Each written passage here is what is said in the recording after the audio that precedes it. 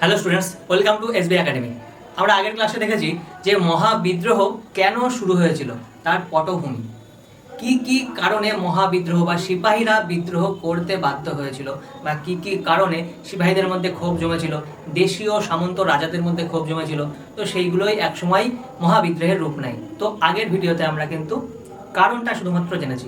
আজকে আমরা দেখব এই বিদ্রোহ কোন স্থান থেকে শুরু হচ্ছে, কিভাবে সারা ভারতবর্ষে ছড়িয়ে পড়ছে, তার পাশাপাশি কোন কোন কেন্দ্রে কে নেতৃত্ব দান করছেন, আর সেই কেন্দ্রে কারা, অর্থাৎ কোন কোন ব্রিটিশ কর্মকর্তারা বিদ্রোহ দমন করছে। তো বেশি দেরি না করে শুরু করব। আগের দিনের ক্লাসে আমরা দেখেছি যে আমরা বিভিন্ন রকম কারণ আগের ক্লাসে পড়েছি। তার মধ্যে ছিল অর্থনৈতিক কারণ, রাজনৈতিক কারণ ছিল, সামাজিক কারণ ছিল, ধর্মীয় কারণ ছিল, ভারতীয়দের প্রতি বিদ্বেষমূলক যে আচরণ করা হতো ওটার একটা কারণ ছিল। কিন্তু সব থেকে ইম্পর্টেন্ট এবং শেষে যে কারণটা আমি ব্যাখ্যা করেছিলাম সেটা হচ্ছে যে তাৎক্ষণিক কারণ, ইনস্ট্যান্ট রিজন, সেটা হচ্ছে যে এই এনফিল্ড রাইফেলের ব্যবহার। এবার এই এনফিল্ড রাইফেলের ব্যবহারের যে প্রসেসটা আগের দিন বলা হয়েছিল, সেই প্রসেসের মধ্যে সবার প্রথমেই ছিল প্রবলেম, সেটা হচ্ছে এই যে কার্তুজের ব্যবহার। কার্তুজে গরু ও শূকরের চর্বি ব্যবহার করা হয়েছিল কার্তুজটা তৈরি করার সময়। তো হিন্দু আর মুসলিমদের ধর্মে আঘাত হানছিল, অর্থাৎ এই যে মুখ দিয়ে কাটতে হচ্ছিল, তো হিন্দু মুসলিমদের ধর্মে আঘাত হানছিল বা ধর্ম নষ্ট হচ্ছিল বলে সিপাহীরা একসময় বিদ্রোহ করতে বাধ্য হয়েছিল। তার কারণ সিপাহীদেরকে এক প্রকার বাধ্য করা হচ্ছিল কার্তুজ ব্যবহার করতে, দাঁত দিয়ে কাটতে। তো এই কারণে কিন্তু বিদ্রোহটা শুরু হয়ে গিয়েছিল। ক্ষোভ তো জমেছিল ওই সমস্ত কারণগুলোর কারণে, ঠিক আছে। তো এই এনফিল্ড রাইফেলের ব্যবহার, এনফিল্ড রাইফেলে এই কার্তুজের ব্যবহার ছিল তাৎক্ষণিক কারণ বিদ্রোহ শুরু হওয়ার। বোঝা গেল বিষয়টা। এবার আমরা দেখব যে বিদ্রোহ প্রথম দেখা দিচ্ছে কোথায়, বা একদম প্রথমে কোথায় বিদ্রোহ শুরু হচ্ছে, বা সিপাহীরা কোথায় প্রথমে প্রতিক্রিয়া দেখাতে শুরু করেছে, রিয়্যাক্ট করতে শুরু করেছে। সেই স্থানটা হচ্ছে বহরমপুর। মুর্শিদাবাদের বহরমপুরে 19 নম্বর রেজিমেন্ট, এটা মনে রাখতে হবে, 19 নম্বর রেজিমেন্ট 26শে ফেব্রুয়ারির রাতে, 26শে ফেব্রুয়ারির রাতে, আসলে 26শে ফেব্রুয়ারির রাতে ওই বহরমপুরের রেজিমেন্টের একজন লেফটেন্যান্ট ছিলেন, তার নাম হচ্ছে মিসেল, লেফটেন্যান্ট মিসেল। তিনি এই সিপাহীদেরকে বাধ্য করছিল ওই কার্তুজ ব্যবহার করার জন্য, আর তখনই সিপাহীরা বিদ্রোহ শুরু করে। কিন্তু এই বিদ্রোহ 27শে ফেব্রুয়ারি, একদিন পরেই কলকাতা থেকে, সেই সময় নাম ছিল ক্যালকাটা থেকে গোলন্দাজ বাহিনী নিয়ে গিয়ে 27শে ফেব্রুয়ারি এই বিদ্রোহ দমন করা হয়। ঠিক তার পরের মাসেই 29শে মার্চ ব্যারাকপুরে বিদ্রোহ ঘোষণা করে মঙ্গল পাণ্ডে। ব্যারাকপুরে মঙ্গল পাণ্ডে 34 নম্বর রেজিমেন্টে ছিলেন। কত নম্বর রেজিমেন্ট? 34 নম্বর রেজিমেন্ট। খুব ভালো করে এই রেজিমেন্টের নাম্বারটা মনে রাখতে হবে, তার কারণ কিছু কিছু জায়গায় নির্দিষ্ট কিছু রেজিমেন্ট বিদ্রোহ শুরু করেছিল, তো সেই রেজিমেন্টের নাম্বারগুলো মনে রাখতে হবে। পরীক্ষায় কোশ্চেন আসবে, শর্ট কোশ্চেন আসবে এখান থেকে। তো মঙ্গল পাণ্ডে 34 নম্বর রেজিমেন্টের সিপাহী ছিলেন। তিনি বিদ্রোহ শুরু করে ব্যারাকপুরে।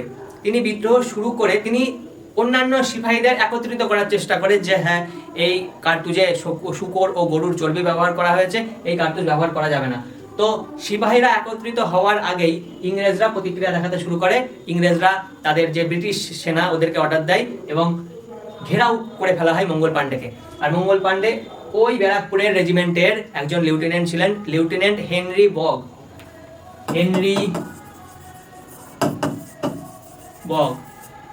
এনার উপরে গুলি চালান। তারপরে মঙ্গল পাণ্ডেকে ঘিরে ফেলা হয় এবং তাকে আটক করা হয়। আটক করার পরে 8ই এপ্রিল মঙ্গল পাণ্ডের ফাঁসি দেওয়া হয়। আর একটা ডেটও মনে রাখতে হবে, সেটা হচ্ছে 29শে মার্চ। এই ডেটে তিনি আন্দোলন শুরু করেন। আমরা কিভাবে মনে রাখতে পারি এই ডেটগুলো, এক্ষুনি দেখে নাও। 29শে মার্চ মঙ্গল পাণ্ডে বিদ্রোহ শুরু করেন। মার্চ করা মানে কি? হেঁটে যাওয়া। অনেক ব্যক্তি, মানে একটা দল হেঁটে যাওয়াকে মার্চিং করা বলে।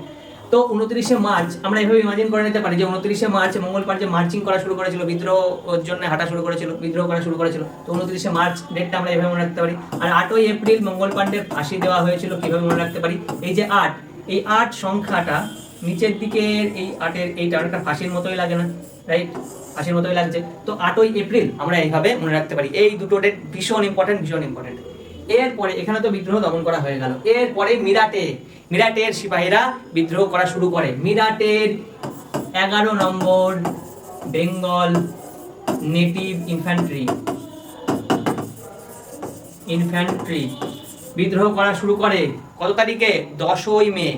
8ই এপ্রিলের পরে প্রায় 1 মাস পরে 10ই মে বিদ্রোহ করা শুরু করে। এখানের এই রেজিমেন্ট শুধু বিদ্রোহ করে না, বিদ্রোহ করার পরে দিল্লির দিকে মার্চিং করা শুরু করে, হাঁটা শুরু করে।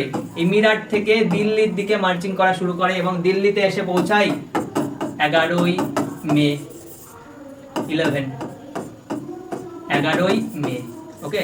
11ই মেতে দিল্লিতে এসে পৌঁছায় এবং দিল্লিতে এসে সেই সময় মুঘল সাম্রাজ্যের যে সম্রাট দ্বিতীয় বাহাদুর শাহ, তাকে বলা হয় যে আপনি এই বিদ্রোহের নেতা হয়ে যান। অর্থাৎ সারা ভারতবর্ষে বিদ্রোহ ছড়িয়ে পড়বে, এরপরে আমরা দেখব এই টোটাল মহাবিদ্রোহের নেতা বানানো হয় দ্বিতীয় বাহাদুর শাহকে বা বাহাদুর শাহ জাফর।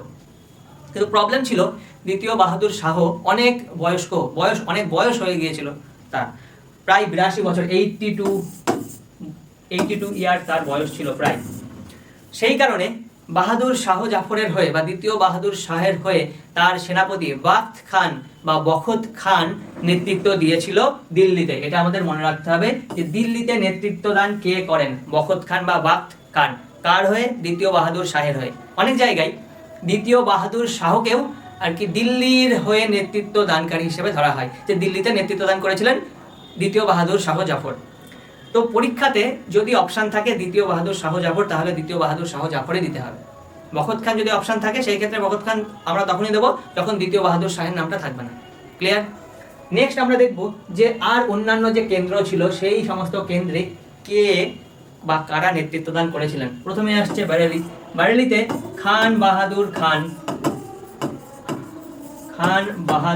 খান নেতৃত্ব দান করেছিলেন। একটু পরেই আমরা দেখব যে এই সমস্ত নামগুলো আমরা কিভাবে পার্মানেন্টলি একদম মনে রাখবো। আগে দেখে নেওয়া হোক যে কোথায় বিদ্রোহে নেতৃত্ব দান করেছিলেন। তো প্রত্যেকটা নাম খুব ভালো করে দেখবে, ভীষণ ইম্পর্টেন্ট। পরীক্ষাতে ডাইরেক্ট শর্ট কোশ্চেন আসে এখান থেকে, আর এই নামগুলো যেহেতু অনেক নাম আছে ভুলিয়ে যায় ভীষণ, এই জন্য ভালো করে দেখবে। নেক্সট লখনৌতে বেগম হজরত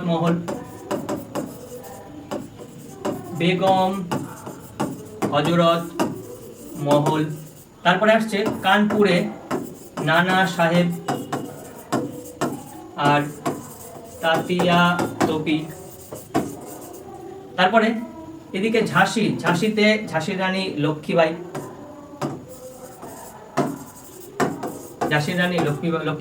তারপরে বিহারের জগদীশপুরে কুনওয়ার সিং বিদ্রোহের নেতৃত্ব দিয়েছিলেন। কুনওয়ার সিং। তো এই সমস্ত গুরুত্বপূর্ণ ব্যক্তির নাম আমরা কিভাবে মনে রাখবো? খুব ভালো করে দেখো এবার। বারেলির বরফি বিখ্যাত। বারেলি কি বরফি, একটা সিনেমা আছে, বারেলির বরফি বিখ্যাত, বরফি খাওয়ার জিনিস। তো বারেলির সাথে যুক্ত খান বাহাদুর খান। তো এখানে বরফি খাওয়ার জিনিসের সাথে একটা মিল খুঁজে পাচ্ছি আমরা, খান বাহাদুর খান। তারপরে লখনৌ শব্দটার মধ্যে একটা ছোট একটা শব্দ আছে এলইউসিকে, লাক বা লাকি। কারা লাকি হয়? যারা মহলে থাকে বা যারা নবাবের বেগম হয়। তো বেগম হজরত মহল, এই যে মহল শব্দটা রয়েছে, বেগম শব্দটাই রয়েছে, তো লাকি। তো এই লখনৌর সাথে আমরা এইভাবে কানেক্ট করে নিতে পারি। এটা লখনৌতে কে নেতৃত্ব দান করেছিলেন? বেগম হজরত মহল। নেক্সট বিহারের মধ্যে একটা শব্দ আছে বিহার, হারের সাথে সার সিমিলার সাউন্ডিং, প্রায় সেম উচ্চারণ হচ্ছে বিহার, সারের সিং হয়। তো এখানে কুনওয়ার সিং, এই যে সিং শব্দটার সাথে আমরা কানেক্ট করে নেবো, জাস্ট মুখস্থ করার পারপাসে আমরা এই ট্রিকটা ব্যবহার করছি, কোনো রকম তাকে অসম্মান করার জন্য কিন্তু নয়। তো কুনওয়ার সিং, এই সিং এর সাথে আমরা বিহার, সিং আমরা এভাবে যুক্ত করে নিতে পারি যে বিহারে নেতৃত্ব দান করেছিলেন কুনওয়ার সিং, বিহারের জগদীশপুরে।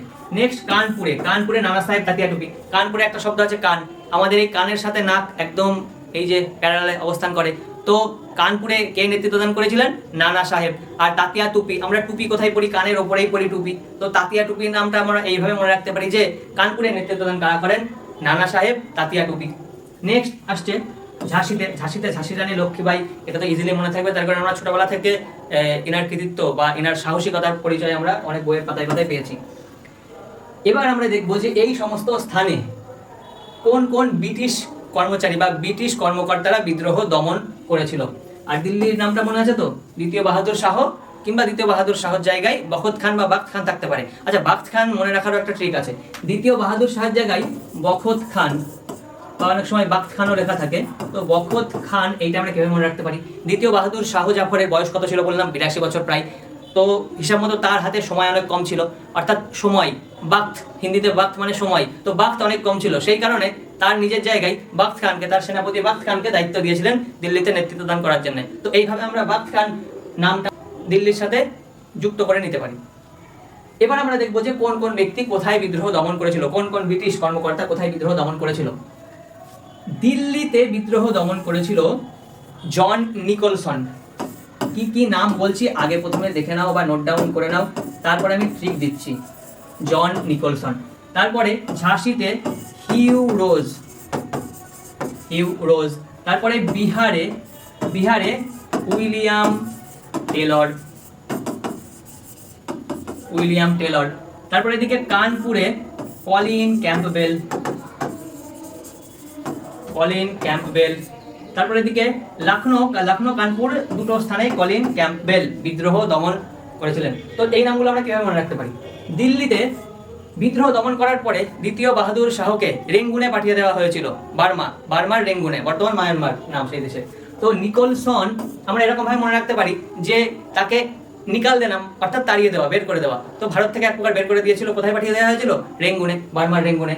তারপরে ঝাঁসিতে ঝাঁসি রানী লক্ষ্মীবাইয়ের বিদ্রোহ দমন করেছিল হিউ রোজ। এখানে রোজ একটা শব্দ আছে, অর্থাৎ গোলাপ। তো সাধারণত আমরা বর্তমানে দেখি যে মেয়েরা গোলাপ পছন্দ করে। তো যেহেতু এখানে ঝাঁসির রানী মহিলা ছিলেন, ভীষণ সাহসী একজন নেত্রী বা নেতৃত্বদানকারী, তো তিনি যেহেতু মহিলা ছিলেন সেই কারণে আমরা রোজ শব্দটা ঝাঁসির রানীর সাথে যুক্ত করে নিতে পারি। নেক্সট আসছে কানপুর ও লখনৌতে বিদ্রোহ দমন করেছিল কলিন ক্যাম্পবেল। এখানে কান শব্দটা রয়েছে, মেয়েরা দেখবে কানে একটা দুল পরে, ঝুমকো, মানে একটা বেলের মতো লাগে, ঘন্টার মতো দেখতে। তো এখানে কলিন ক্যাম্প বেল শব্দটা থেকে আমরা এই বেল শব্দটা কানপুরের সাথে কানেক্ট করে নিতে পারি, কানে বেল ঘন্টার মতো পরে মেয়েরা।